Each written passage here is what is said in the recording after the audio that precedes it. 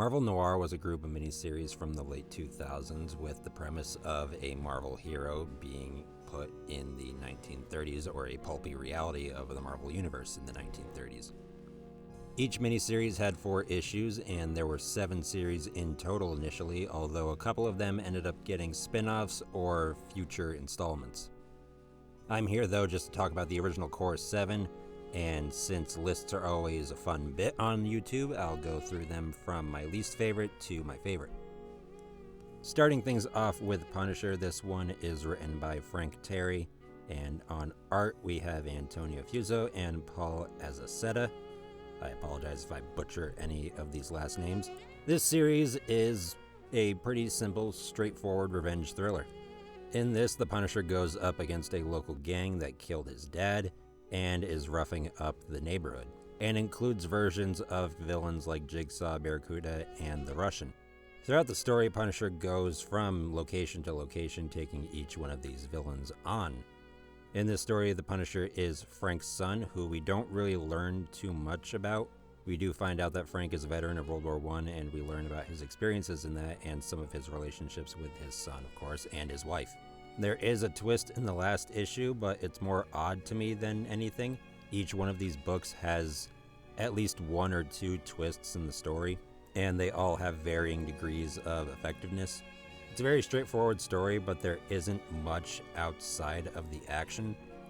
I know for some people that's what you read or watch Punisher stuff for, but for me, I enjoy a bit more character work concerning the Punisher and how he operates and what his motivation is and how he approaches things.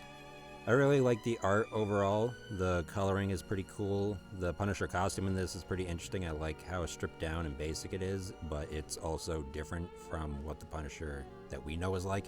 The inspiration for the character in this series is similar to a radio drama character akin to The Shadow, or another character that you would hear fighting crime on a radio soap at the time. Number 6, we got Iron Man, penned by Scott Snyder, and Manuel Garcia is the main artist on this one. This story is more fitting of a pulp adventure than a noir. In this, Tony is an adventurer similar to Indiana Jones, where he goes after various artifacts with a crew, including a chronicler. The chronicler then goes on to publish the accounts in a magazine, akin to what adventure stories were like back in the day, when you would pick up an issue of whatever magazine and there would be little short stories. On the current adventure, he's working with Rhodey, Namor, and Pepper, who is his current chronicler, after the previous one betrayed him. Jarvis is also involved, of course. Since this is an artifact hunting story set in the 1930s, the antagonists, as one would expect, are Nazis, specifically a version of Zemo and Madame Mask. The writing is okay overall. I think Snyder has a pretty good voice for Tony, and his interactions are nice. Jarvis is definitely handled the best when it comes to supporting characters, and his relationship with Tony feels genuine. Rhodey and Pepper are fine, but they don't really have much to them. They're pretty regulated to their basic supporting role. And Namor is there too, but he doesn't really do much. He's kind of just there as a, hey look, another Marvel character type of thing. The art is overall okay. Of all the noir stories, this one feels the least stylized, at least as far as stylized for the genre goes. The art in this looks pretty standard for 2000s comic art. You could pick this up and it would look like any issue that you would find for another character. It doesn't really feel like a specific Marvel noir title. I do like the designs that we see throughout the book. There are some Zeppelins and a lot of vehicles that I think are pretty cool looking. And of course the Iron Man armor is pretty cool. It's like a steampunk-like feel. It kind of reminds me a bit of Power Armor from the Fallout series, which is fitting considering the time period. Overall, the Iron Man story is very take it or leave it. There isn't much to get from this. The twist in this isn't spectacular either. It's a very by the numbers twist. I mean, all these twists are kind of by the numbers, but I feel like this one is definitely the most lazy.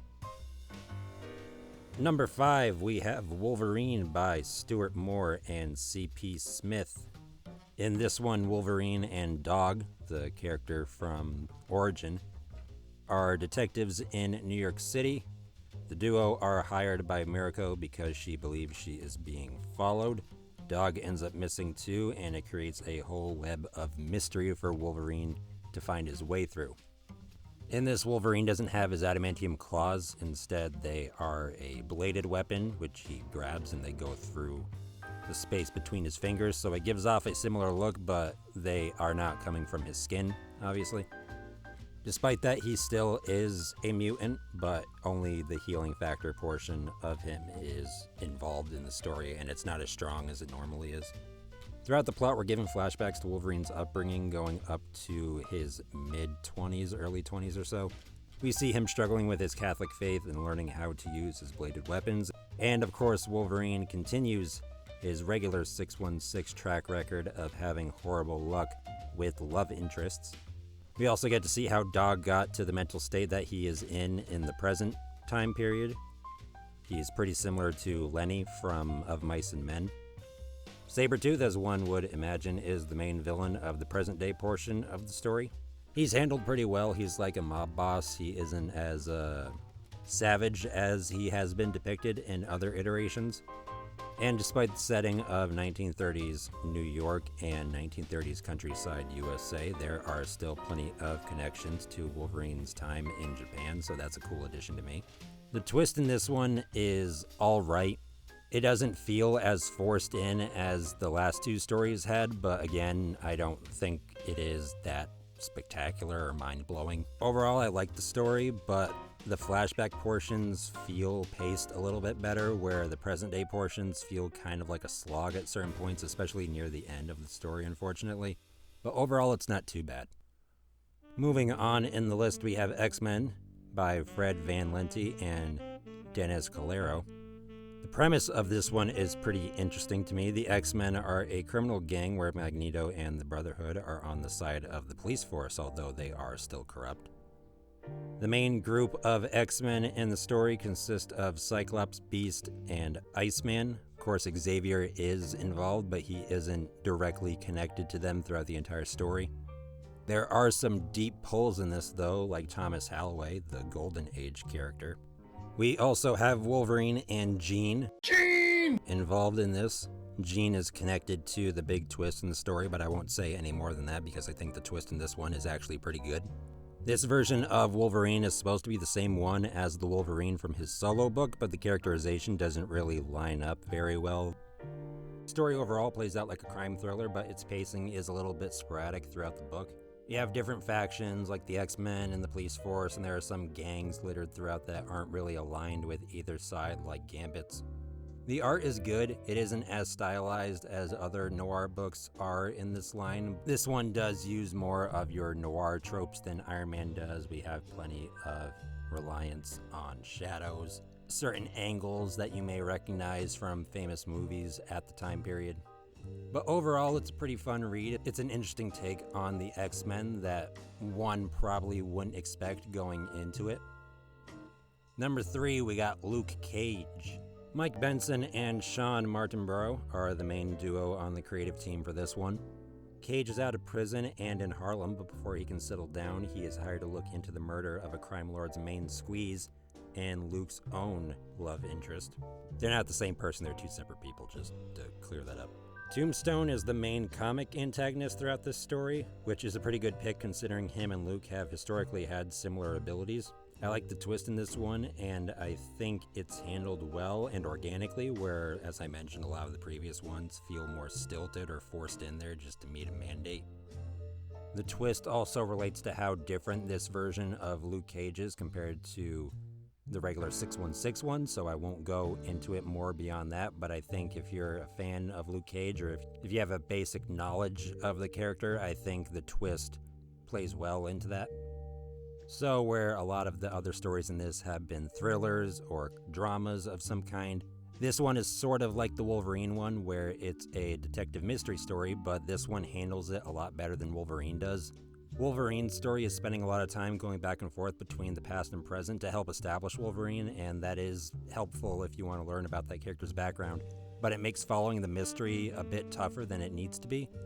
So in this one, we aren't focusing on Luke's past or anything like that. It is strictly just the mystery, so it makes it pretty easy to follow, and it also gets you more invested in the mystery than the Wolverine one did. Of all the Noir series, I think this is one of the two that you could tweak and make work perfectly inside the 616 universe. There isn't much regarding the plot that requires this to strictly be in the Noir setting. You could change this and make this a regular hero for hire story if you really wanted to. The art is good, lots of focus on shades of brown and yellow, which is pretty fitting for a Luke Cage. If you've seen the Netflix show, the color palette in the Netflix show lines up pretty well with how this one looks. Overall, I think it's a good story. It's a pretty nice way to check out the character if you're interested, even though it's not 616. And if you are a Luke Cage fan, I think this is a pretty fun little thing to dip yourself into for a bit, and it's only 4 issues, so it's a quick read. And number 2, we have the one that everybody is probably familiar with at this point, whether it be from video games or movies or something else of that nature. We have SpiderMan Noir, written by David Hine, with Carmine Di Giandomenico and Fabrice Sapolsky on art. The popularity of this depiction is well warranted, in my opinion. In this, Aunt May and presumably Uncle Ben are political activists. Uncle Ben was taken out by a member of the Goblins crime organization due to his beliefs and his outspokenness.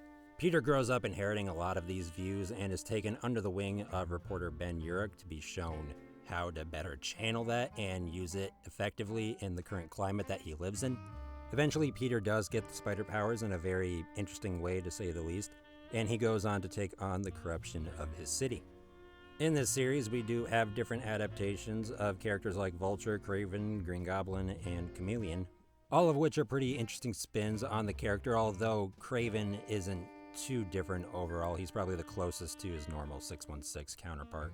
This one is just a straight-up vigilante story. There isn't too much different from your standard Spider-Man compared to this one, as far as motivations and how the story is depicted. I really like the art in this one. To pair it myself once again, it's very stylized. The colors in this are kind of similar to Luke Cage. They're very muted shades of yellow, although there are plenty of shades of red throughout the entire story. There are 2 twists in this story. I think the first one is a lot more effective than the second one. The second one doesn't really feel like it needs to be in there, but it doesn't feel like a waste of time, or it doesn't make me roll my eyes the same way one like Iron Man's did. But everything good that you've heard about Spider-Man Noir's story is true. I highly recommend you check it out if you're not a Spider-Man fan. Of course, if you are a Spider-Man fan and you haven't read it for whatever reason, I really think you should get to that sooner than later. And number 1 is the Devil of Hell's Kitchen himself. We got Daredevil Noir being my favorite of the series. The creative team on this one is Alex Irvine and Tom Cocker. Daredevil's is the other story out of all these that could definitely work well in 616 if you just shift a few things around. The plot of it could easily just work in that. We still have Matt being a lawyer and Foggy working along with him, and Kingpin, of course, is the main villain of the series, and as far as the plot goes, it's mostly just Matt doing what Matt does. If you've read a Daredevil book, you could easily just latch onto this, because it's Kingpin and his corrupt forces taking on Matt, who is obviously fighting against corruption and sticking up for the right people using his lawyer abilities, for lack of a better term.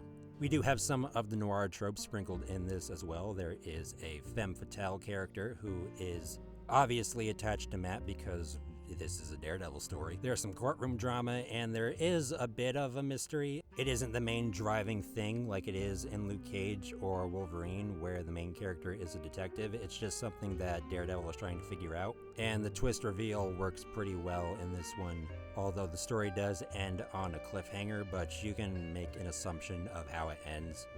The art in this is definitely my favorite of the bunch. The use of red is really effective. There's lots of rain, which clashes well with the heavy shadows and how it looks on the characters themselves.